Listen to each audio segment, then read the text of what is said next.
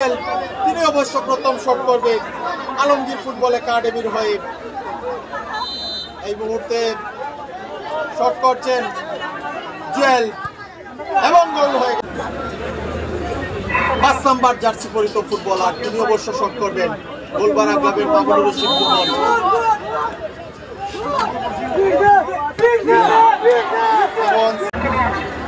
এই মুহূর্তে আব্বাস দলের পক্ষে শট করবেন, দ্বিতীয় শট এবং গোল হয়ে গেল।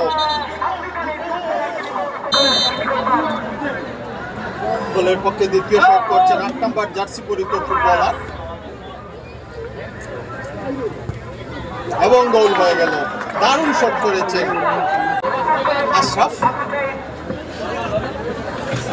দারুণ খেলেছেন, কয়েকটা সেভ দিয়েছেন দেখার মতো এই আশরাফ।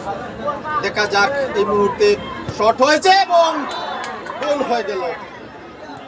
আশরাফ পেয়েছে একটি গোলে, অবশ্য এখনো পর্যন্ত পিছিয়ে রয়েছে, যার কারণে এই শটটি অত্যন্ত গুরুত্বপূর্ণ মান্নার কাছে।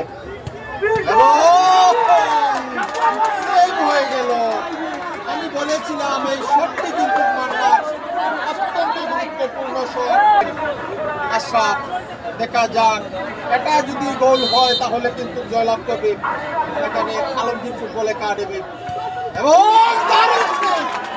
অসাধারণ সেভ, শট করে দুটি সেভ হয়েছে, একটিতে গোল পেয়েছে। এই মুহূর্তে কিন্তু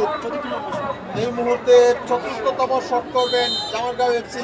গোলবারে আছেন মামুনুর রশিদ মোহন, 4 নাম্বার জার্সিধারী ফুটবলার শট করছেন এবং